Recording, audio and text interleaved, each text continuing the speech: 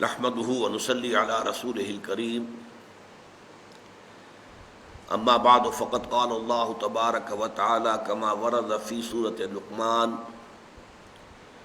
اعوذ بالله من الشيطان الرجيم بسم الله الرحمن الرحيم وإذ قال لقمان لابنه وهو يعظه يا بني لا تشرك بالله إن الشرك لظلم عظيم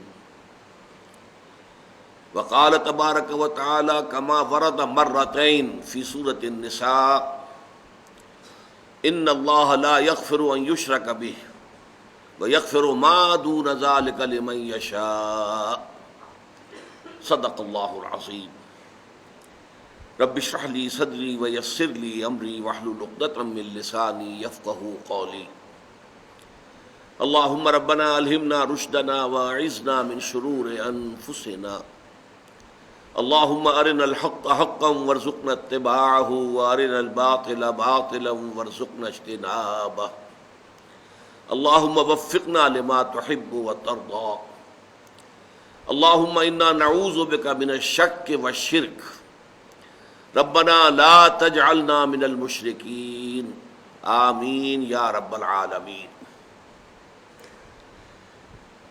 معزز حاضرین اور محترم خواتین، آپ کے علم میں ہے کہ آج ہمیں ایک نہایت اہم موضوع پر گفتگو کرنی ہے، حقیقت و اقسام شرک۔ آپ کے علم میں ہے کہ اسلام دین توحید ہے، اور توحید کی ضد یا اس کا اینٹونیم یا اس کا مخالف شرک ہے۔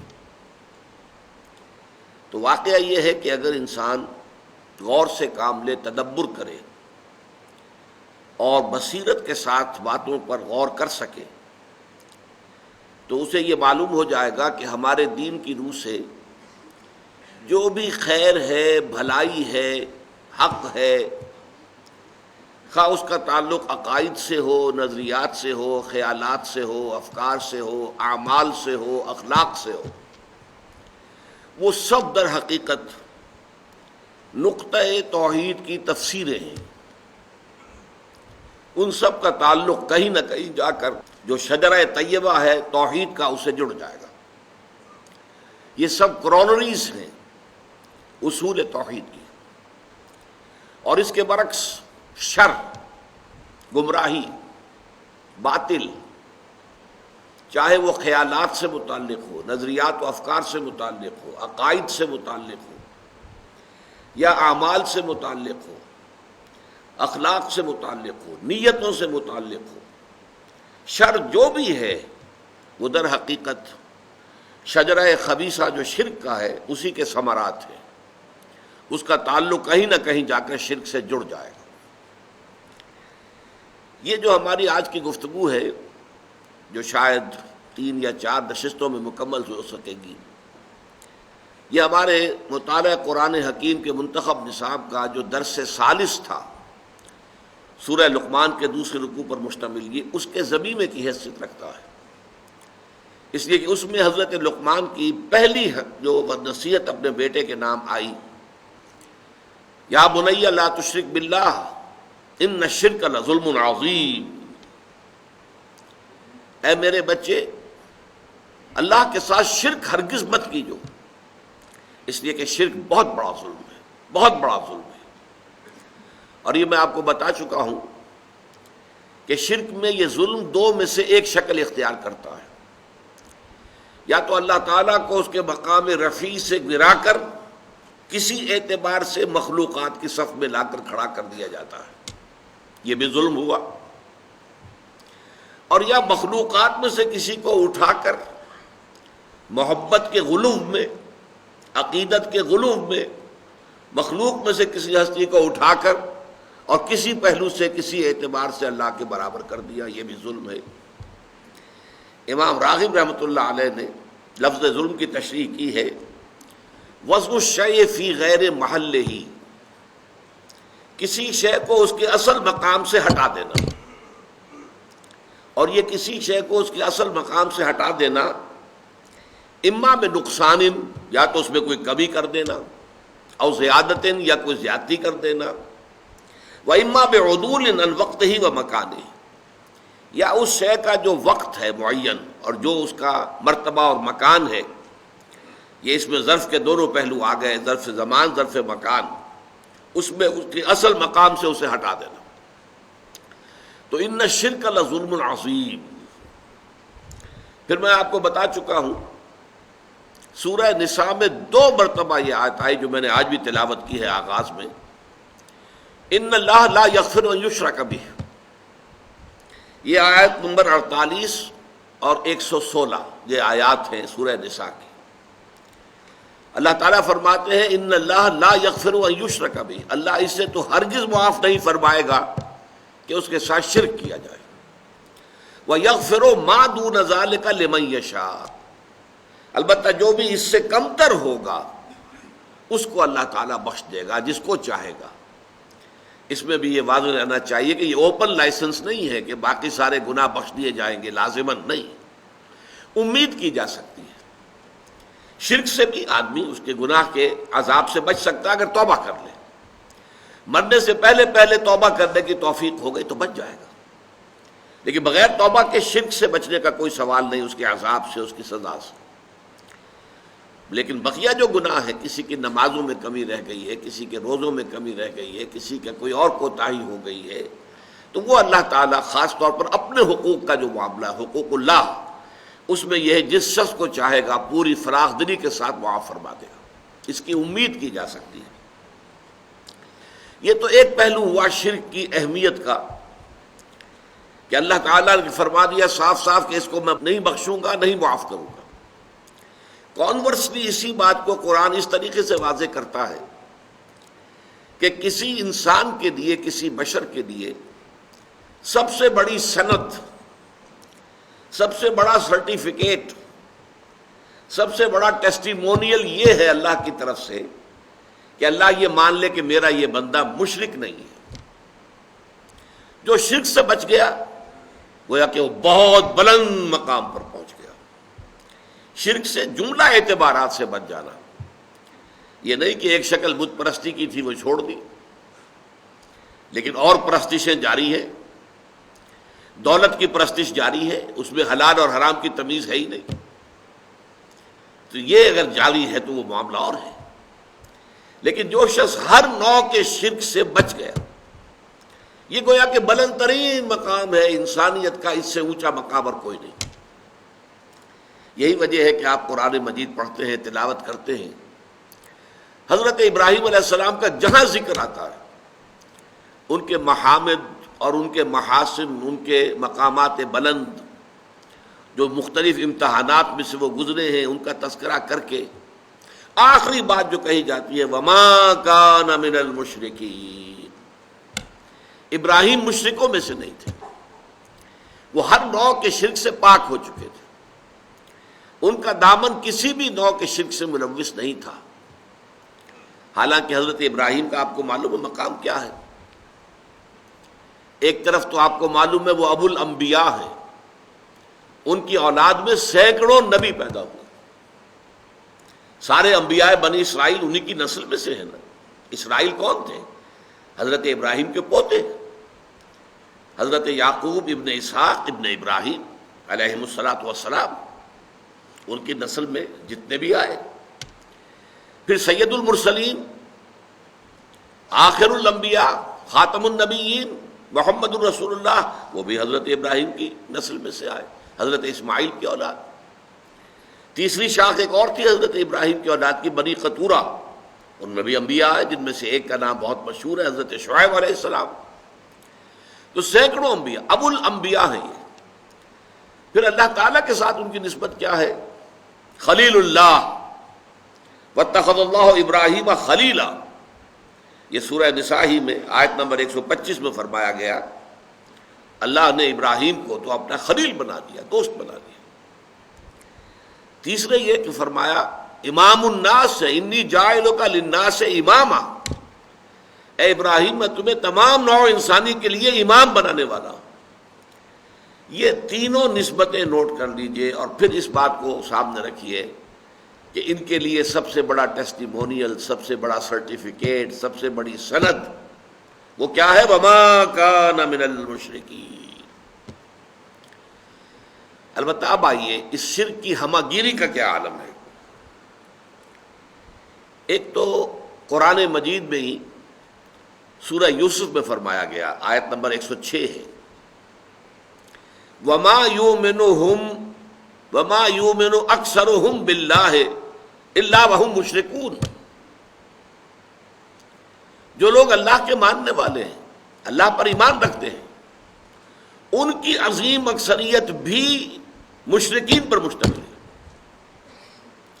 وما یؤمن اکثرهم باللہ، اور ان میں کی اکثریت نہیں ایمان رکھتی اللہ پر، الا وهم مشرکون، مگر یہ کہ کسی نہ کسی نوع کے شرک میں بھی مبتلا ہوتے ہیں۔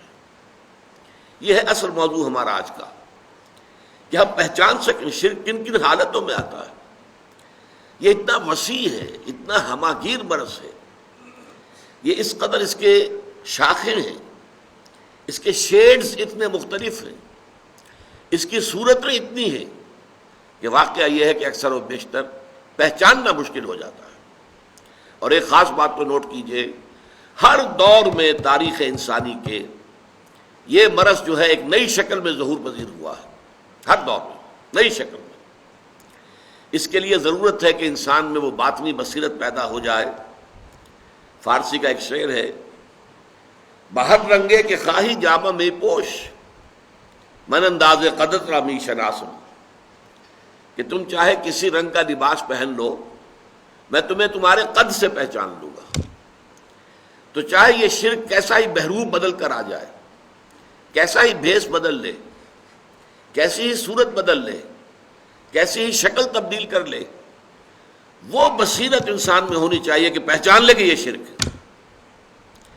یہ جو میں تمہیدی باتیں عرض کر رہا ہوں، اس کی اصل حقیقت آپ پر منکشف ہوگی جب ساری اقسام شرک آپ کے سامنے آئے گی، جہاں شاید آپ کو گمان بھی نہ ہو کہ او یہ بھی شرک ہے، آپ کے خیال میں کبھی حاشیہ خیال میں بھی نہ آیا ہو کہ یہ بھی شرک ہے۔ اور جب تک صورتحال وہ نہیں ہے تو اس کا اندیشہ موجود ہے کہ بذوق خیش تو ہم یہ سمجھتے ہو کہ ہم تو بڑے موحد ہیں، 30 بار خاں، ہم سے شرک سے کیا سروکار، ہم تو موحد کامل ہیں، لیکن یہ کہ ہم جس دوسرے شرک کو نہیں پہچان پا رہے، اپنی اس نادانی اور لا علمی میں اس شرک میں ملوث ہو رہے ہیں۔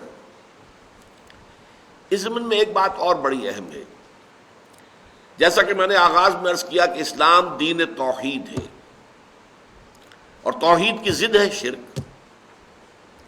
تو ایک بات جان لیجئے، کوئی مسلمان جان بوجھ کر مشرک نہیں ہو سکتا، کبھی نہیں ہوگا۔ مغالطہ ہو سکتا ہے، دھوکہ کھا سکتا ہے، کوئی تعویل غلط ہو جائے، کوئی تعبیر غلط کر دی جائے، اس کی وجہ سے دھوکہ کھا جائے، یہ ہو جائے گا۔ لیکن جان بوجھ کر شرک کرنا، اس لیے کہ ظاہر بات ہے کہ مسلمان کا خمیر جس مٹی سے اٹھا ہے، اور ظاہر بات ہے قرآن مجید پر اس کا ایمان ہے، جس درجے شدت کے ساتھ، تکرار کے ساتھ، اعادے کے ساتھ شرک کی نفی کی گئی ہے، اس کے ہوتے ہوئے اس کے پیش نظر یہ گمان نہیں کیا جا سکتا کوئی مسلمان، کوئی کلمہ گو جان بوجھ کر شرک میں ملوث ہوگا۔ یہ میں زور دے کر اس لیے کہہ رہا ہوں کہ ہمارے معاشرے میں ہے، شرک میں ملوث لوگ ہیں، اس لیے کہ مشرکین کی 3 اقسام ہیں، سمجھ لیجئے۔ ایک مشرک بغیر کتاب، ہندو ہوں یا کوئی اور ہو جن کے پاس کوئی آسمانی کتاب نہیں اور وہ شرک کرتے ہوں۔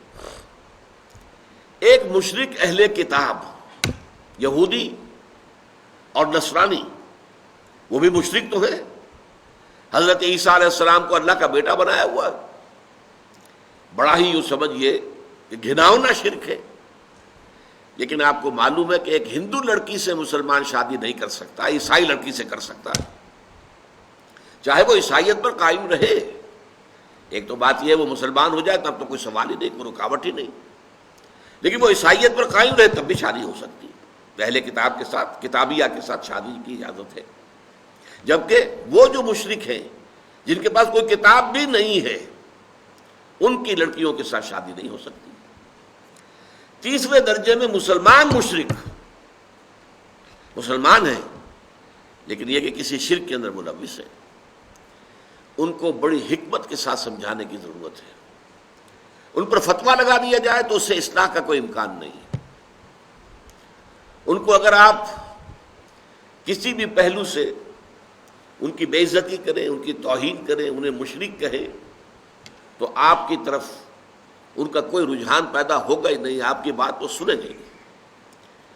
تو ادعو الی سبیل ربک بالحکمت والموعظۃ الحسنۃ وجادلھم باللتی احسن۔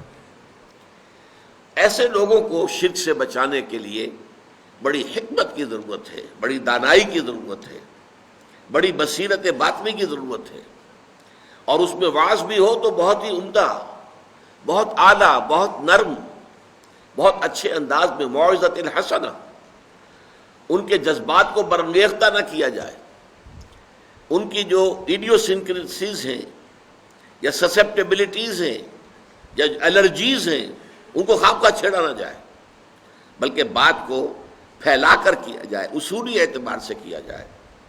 اصول اگر سمجھ میں آ جائے گا تو انشاءاللہ تعالیٰ پھر اصول کا جہاں جہاں اطلاق ہوگا اس کو بھی وہ ماننے کے لیے تیار ہو جائیں گے۔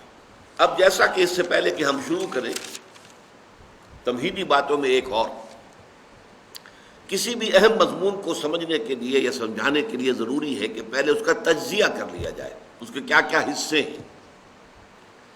شرک کی بھی تقسیم کی گئی ہے مختلف طریقوں سے۔ مثلا ایک شرک جلی، اس کے مقابلے میں شرک خفی۔ جلی تو یہ ہے کہ صاف نظر آ رہا ہے کہ یہ شرک ہے، کوئی شخص بت کے سامنے سجدہ کر رہا ہے، صاف نظر آ گیا شرک ہے۔ اور خفی یہ ہے جسے کہ ہم بعد میں پڑھیں گے تفصیل کے ساتھ، کہ انسان میں ریاکاری ہے۔ حدیث میں آتا ہے کہ اگر تم نماز پڑھ رہے ہو اور تم یہ دیکھو کہ کوئی شخص تمہیں دیکھ رہا ہے تو تم سجدہ لمبا کر دو تو یہ شرک ہے۔ پہلے تمہارا سجدہ فرض کیجئے 10 سیکنڈ کا تھا، جب تم نے دیکھا کہ کوئی تمہیں دیکھ رہا ہے تو اب اس کے اوپر اپنے تقوی، اپنے تدین، اپنی نیکی کا روب جھاڑنے کے لیے اب آپ نے 5 سیکنڈ کا اضافہ کر دیا، 15 سیکنڈ کا سجدہ کیا۔ یہ 5 سیکنڈ کس کو سجدہ کیا آپ نے؟ یہ اللہ کے لیے نہیں ہے، یہ اس شخص کو دکھانے کے لیے ہے۔ یہ شرک خفی ہے۔ ظاہر بات ہے کہ اس کو ہم دیکھ نہیں سکتے، اس پر فتویٰ نہیں لگ سکتا، یہ دل کا معاملہ ہے، اندر ہی اندر کا معاملہ ہے۔ اس میں صرف واضح و نصیحت کی جائے گی، سمجھایا جائے گا کہ دیکھو بھائی یہ بھی شرک ہے۔ حضور نے فرمایا کہ شرک خفی کو پہچاننا اتنا مشکل ہے، ذرا آپ دیکھیے تمثیل، جتنا کہ کسی گھپ اندھیری رات کے اندر کسی سیاہ پتھر پر چلنے والی سیاہ چیونٹی کو دیکھنا مشکل ہے۔ کیا کیا چیزیں جمع کر دی حضور نے ایک تشبیہ کے اندر۔ رات انتہائی سیاہ ہے، پتھر انتہائی سیاہ ہے، اور اس پر سیاہ رنگ کی ایک چیونٹی چل رہی ہے، دیکھنا ممکن ہے؟ آپ نے فرمایا اتنا ہی شرک خفی کو پہچاننا مشکل ہے۔ تو شرک کی ایک تقسیم کیا ہوئی؟ شرک جلی اور شرک خفی۔ دوسری تقسیم شرک فی العقیدہ اور شرک فی العمل۔ ایک عقیدے کے اندر، نظریات میں، خیالات میں، عقائد میں شرک داخل ہو جائے، اور ایک یہ کہ عمل میں، عقیدے میں تو نہیں ہے، عمل میں ہے، یہ دوسری تقسیم ہو جائے گی۔ تیسری تقسیم امام ابن تیمیہ رحمۃ اللہ علیہ نے کی، شرک فی المعرفت اور شرک فی الطلب۔ اللہ کے پہچاننے میں شرک، ظاہر بات ہے ذات باری تعالیٰ کے اندر صفات اور ذات کے اعتبار سے کوئی شرک داخل کر دینا، یہ شرک فی المعرفہ، اللہ کی معرفت میں کمی ہو گئی۔ اور شرک فی الطلب کیا ہے؟ یہ ذرا بات سمجھنے کی ہے۔ ایمان کا تقاضا، توحید کا تقاضا کیا ہے؟ تمہارا مطلوب و مقصود اللہ کے سوا کوئی نہ رہے۔ لا مطلوب الا اللہ، لا مقصود الا اللہ۔ اگر اللہ کے سوا بھی کوئی تمہارا مطلوب اور مقصود بن گیا، یہ شرک ہے۔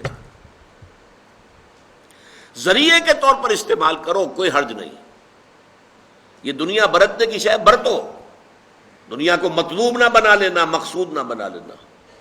لا مقصود الا اللہ، لا مطلوب الا اللہ، یہ گویا کہ شرک فی العمل والی بات ہو جائے گی۔ یہ تقسیم ایک دوسرے کو اوور لیپ کر رہی ہیں، لیکن بڑی گہری بات کہی ہے کہ جو امام ابن تیمیہ نے کہی ہے، شرک فی المعرفہ اور شرک فی الطلب، مطلوب کے۔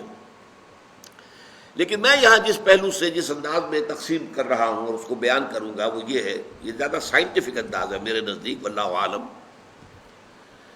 وہ 3 قسم کا شرک ہے۔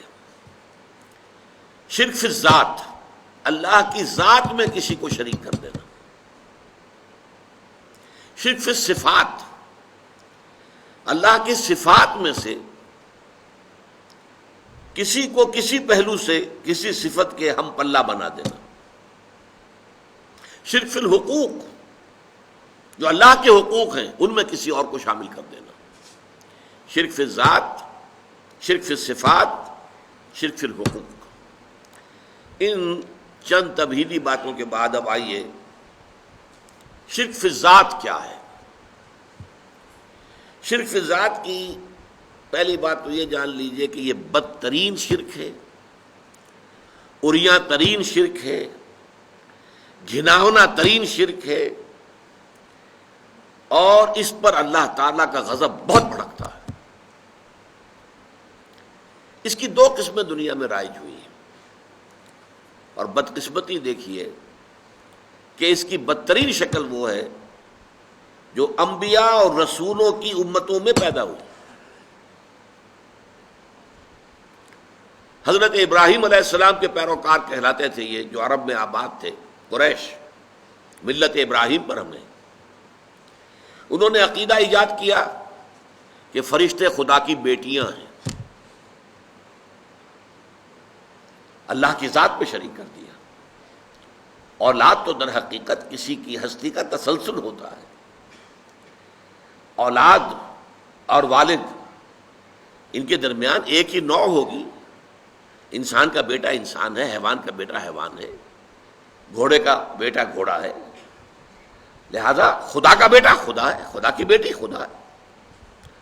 اس قدر قریب لے آنا مخلوق میں سے کسی کو اللہ کے ساتھ، باقی چیزوں میں کوئی ٹھوکریں کھائی ہیں علمی اعتبار سے، تعویل کے اعتبار سے، یہاں تو یوں سمجھیے کہ عریاں گھناؤنا ترین شرک ہے۔ یہ شرک یہود میں بھی پیدا ہوا، ان کے ایک حصے میں، بحیثیت مجموعی یہودی اس کا شکار نہیں ہوئے، اور اس کو ماننا پڑتا ہے کہ یہودی شرک فی العقیدہ جہاں تک تعلق ہے اس سے اکثر و بیشتر بحیثیت مجموعی بچے رہے، توحید فی العقیدہ پر قائم رہے، اور آج تک بھی ہے، اس میں کوئی شک نہیں۔ لیکن ان کا ایک زمانے میں حضرت عزیر علیہ السلام کے بارے میں آیا، وقالت الیہود عزیر ابن اللہ، عزیر اللہ کے بیٹے ہیں، کیونکہ حضرت عزیر کے ذریعے سے اللہ تعالیٰ نے ان کی نشأت ثانیہ فرمائی۔ وہ ہلاک ہو گئے تھے، برباد ہو چکے تھے، تباہ ہو چکے تھے۔ نبوکدنضر نے ان کا شہر جو ہے اجاڑ دیا تھا، اینٹ سے اینٹ بجا دی تھی، ان کا ہیکل سلیمانی گرا دیا تھا، بالکل ہموار کر دیا زمین کے ساتھ، اور وہ 6 لاکھ کو قتل کر کے 6 لاکھ کو قیدی بنا کر لے گیا بیبیلونیا، عراق میں۔ اس قدر پستی کے بعد پھر حضرت عزیر علیہ السلام ذریعہ بنے، ان کی دعوت توبہ، لوگوں توبہ کرو، رجوع کرو اللہ کی جناب میں، اپنے گناہوں سے توبہ کرو، اپنی خطاؤں پر استغفار کرو، چیخو چلاؤ گڑ گڑاؤ اللہ کی جناب۔ یہ جو ان کی توبہ کی پکار تھی، اس سے ان کے اندر ایک اصلاح کا عمل پیدا ہوا، پھر دنیا میں انہیں ایک سربلندی حاصل ہوئی۔ تو حضرت عزیر جو ہے وہ یوں سمجھیے کہ ان کے مجموعی طور پر ہلاک اور ختم ہو جانے کے بعد اثر نو، ایک حیات تازہ جو انہیں ملی دنیا میں، ان کی تاریخ میں، تو وہ حضرت عزیر کے ذریعے سے۔ لہذا ان کی محبت، ان کی عقیدت، ان کا مقام اور مرتبہ جو ان کی نگاہ میں ہونا چاہیے تھا، اس کا نتیجہ یہ نکلا کہ انہوں نے اللہ کا بیٹا قرار دے دیا، ابن کے لفظ سے۔ البتہ اس کی وضاحت میں کر دوں گا کہ ابن اور ولد میں فرق ہے،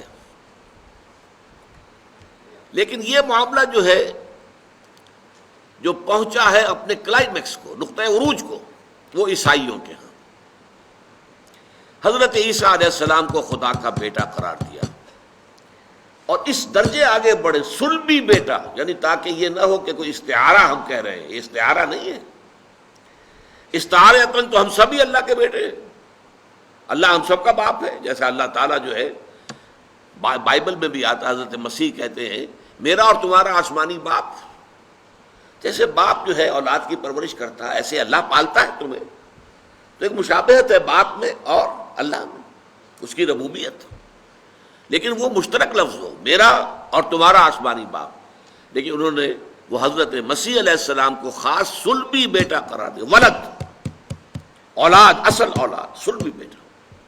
یہ جو بدترین شرک ہے، دیکھیے اس کا توڑ کرنے کے لیے قرآن مجید میں سب سے نمایاں تو وہ چھوٹی سی سورت، سورہ اخلاص، اور وہ سلو سے قرآن کے مساوی قرار دی حضور نے، تہائی قرآن کے برابر ہے اپنے مرتبے اور اپنے مقام کے اعتبار سے۔ قل هو اللہ احد اللہ الصمد لم یلد ولم یولد ولم یکن لہ کفوا احد، کہہ دو وہ اللہ اکیلا ہے، تنہا ہے، تمام کائنات کا سہارا ہے،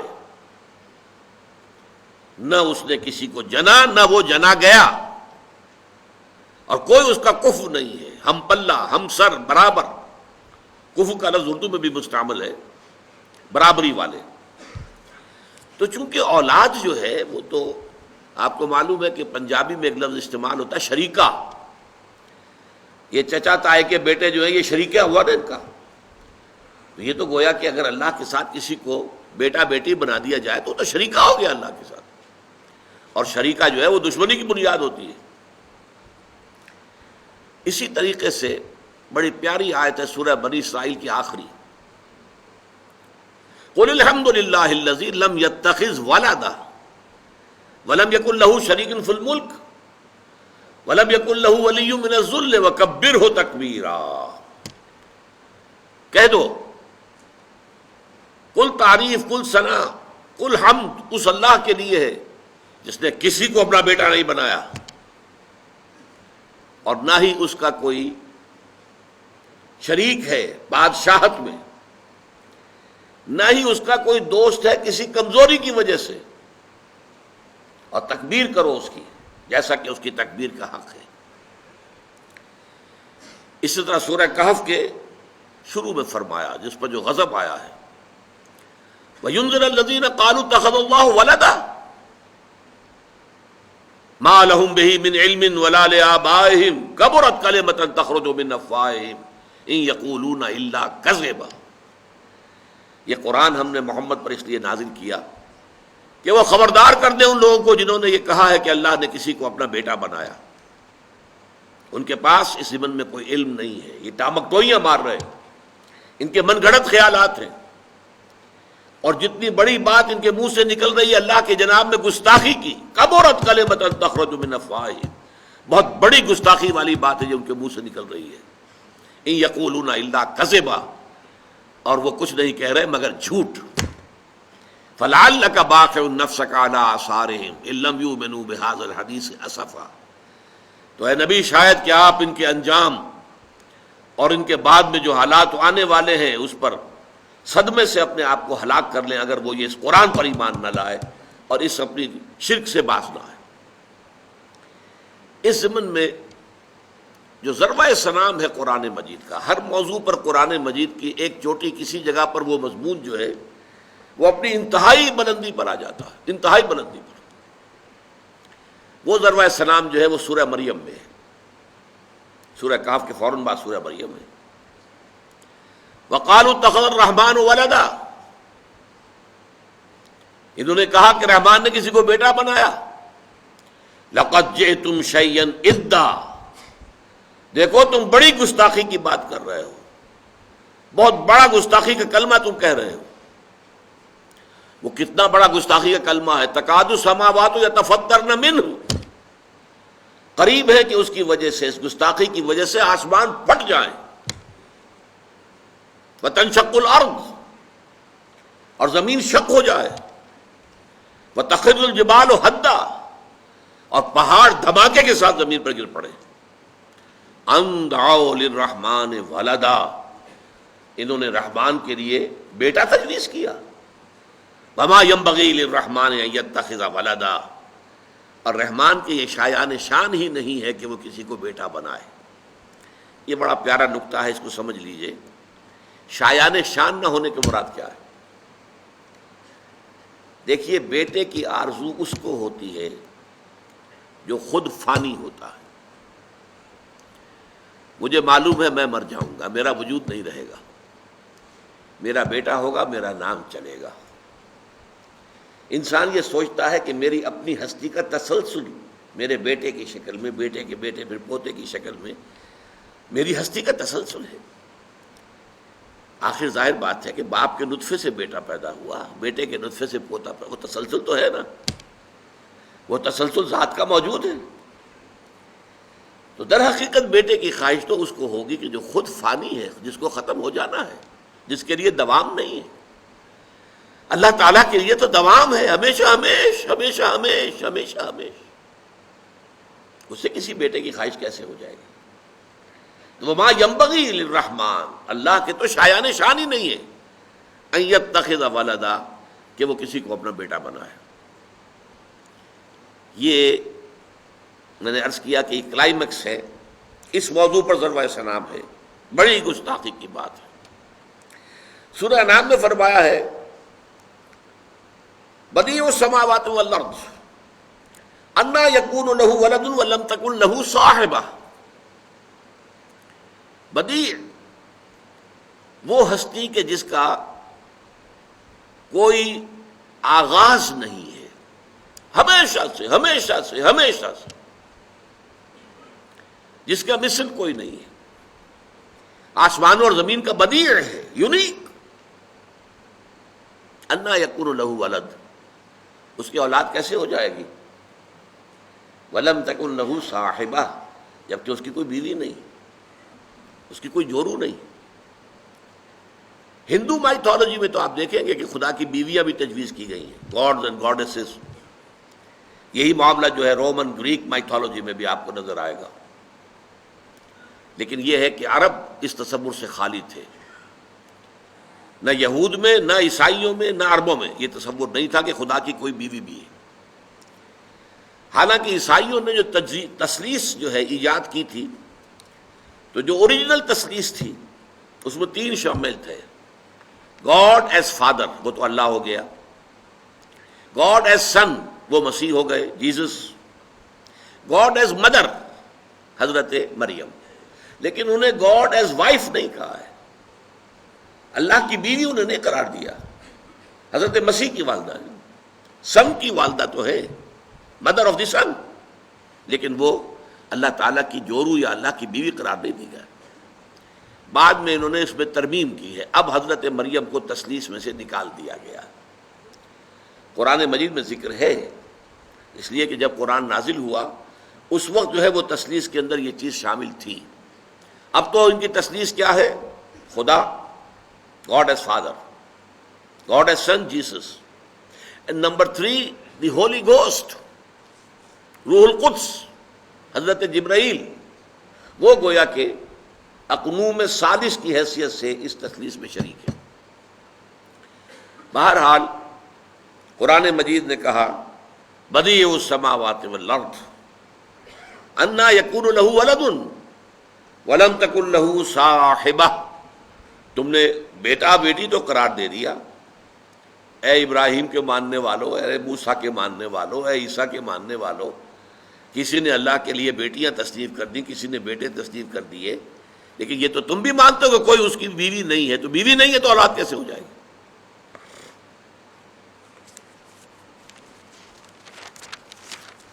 یہ ایک قسم کا شرک تھا کہ جو شرک فی الذات، جو میں نے عرض کیا کہ عجیب ترین بات یہ ہے کہ اولو العزم من الرسل ابراہیم اور موسیٰ اور عیسیٰ کے ماننے والوں میں پیدا ہوا. دوسری قسم کا شرک فی الذات جو ہے وہ فلسفیانہ مذاہب میں پیدا ہوا. یہ انڈو چائنا کا جو علاقہ ہے، ہندوستان، اور چین، اور درمیان میں ہند چینی. اس علاقے کے جو مذاہب ہیں وہ زیادہ تر فلسفیانہ، فلوسافیکل ریلیجنز. ایک وہ ریلیجنز ہیں جو کسی آسمانی کتاب پر مبنی ہیں، اور وہ 3 ہیں: جوڈائزم، یہودیت، عیسائیت، اور نمبر 3 مسلمان. باقی یہ مذاہب، گوتم بدھ ایک فلسفیانہ مذہب ہے، اب جو بھی پیش ہوتا ہے دنیا میں گوتم صاحب کے نام سے. جین مت، مہاویر فلسفیانہ مذہب ہے. شنکراچاریہ ایک فلسفیانہ نظریہ ہے. اسی طریقے سے رامانج ایک فلسفیانہ نظریہ ہے. تاؤ فلسفیانہ نظریہ ہے. کنفیوشزم فلسفیانہ ہے. یعنی یہ نوٹ کر لیجئے کہ ہو سکتا ہے کہ ان میں سے کوئی نبی بھی ہو، لیکن ان کے مذاہب، ان کے خیالات، ان کے عقائد کی جو شکل آج دنیا کے سامنے پیش ہو رہی ہے، اس کا کوئی تعلق نہیں جڑتا کسی آسمانی کتاب کی تعلیمات کے ساتھ، بلکہ وہ فلسفیانہ مذاہب فکر ہے. اب فلسفے میں جو بڑا ٹیڑھا مسئلہ آ جاتا ہے، ذرا سمجھ لیجئے، یہ ٹیڑھی بات ہے. اللہ تعالیٰ ہمیشہ سے ہے، میں نے تو آپ سے کہا ہے کہ شرک کے معنی ہی یہ ہے کہ ایک بڑے خدا کو مان کر اور پھر اس کے ساتھ چھوٹے چھوٹے خدا بھی مانے جائیں. تو ایک بڑے خدا کو ماننے کے بعد چھوٹے چھوٹے خداؤں کا ماننا، یہ شرک ہے. تو اللہ تعالیٰ وہ تو ہے قدیم، ہمیشہ سے ہے، ہمیشہ سے ہے، ہمیشہ سے ہے. یہ کائنات حادث ہے، پہلے نہیں تھی، پھر وجود میں آ گئی. ہم حادث ہیں، آسمان اور زمین حادث ہے. لہذا حادث کا اور اس قدیم کا تعلق کیا ہے؟ اس ہستی قدیم نے اس کائنات جو حادث ہے پیدا کیسے کیا؟ دیکھیے، ایک بڑھئی میز بناتا ہے، لیکن اس کے لیے لکڑی اس کے پاس ہونی چاہیے. لکڑی کے بغیر تو نہیں بنا سکتا نا. چنانچہ ہندوؤں میں ایک فلسفہ یہ ہے، خدا بھی قدیم، مادہ بھی قدیم. خدا نے مادے سے یہ کائنات بنا دی، مادہ بھی ہمیشہ سے موجود تھا، میٹر یہ بھی قدیم ہے، خدا بھی قدیم. یہ مسئلہ تو آسان ہو گیا، اگر کوئی 2 مان لے تو سنویت ہو گئی ہے، توحید ختم ہو گئی. ان کے ہاں ایک اور نظریہ بھی ہے، تثلیث، اس معنی میں خدا بھی قدیم، مادہ بھی قدیم، روح بھی قدیم، 3 ہیں قدما. یہ ان کا ایک اور نظریہ ہے. لیکن جو توحید مانتے ہوں ان کے لیے مسئلہ ہے، ذات باری تعالی جو قدیم ہے، ہمیشہ سے ہے، اس نے جو پیدا کیا اس کائنات کو، کیسے پیدا کیا؟ بغیر کسی میٹر کے.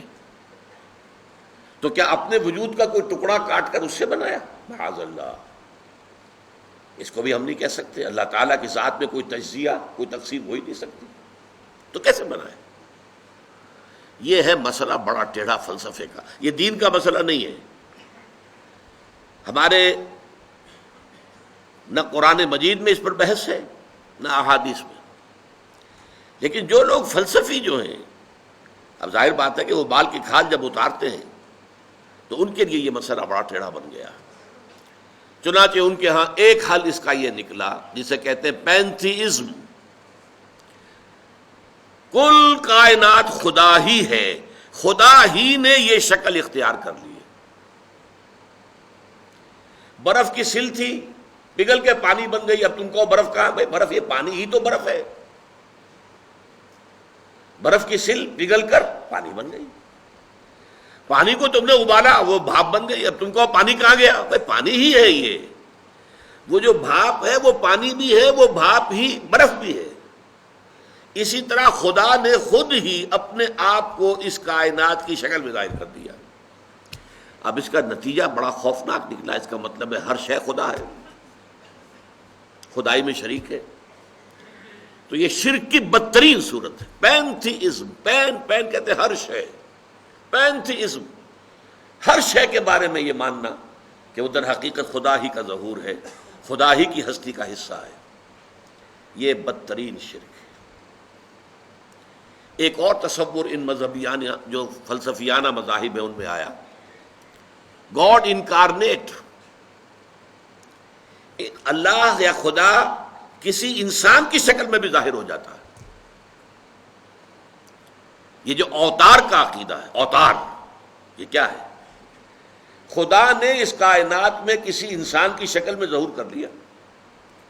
رام چندر جی اوتار ہیں ان کے کہنے کے مطابق، نعوذ باللہ من ذالک، نقل کفر نہ باشد، وہ اوتار ہیں. خدا نے ان کی شکل اختیار کر لی اور دنیا میں آ گئے.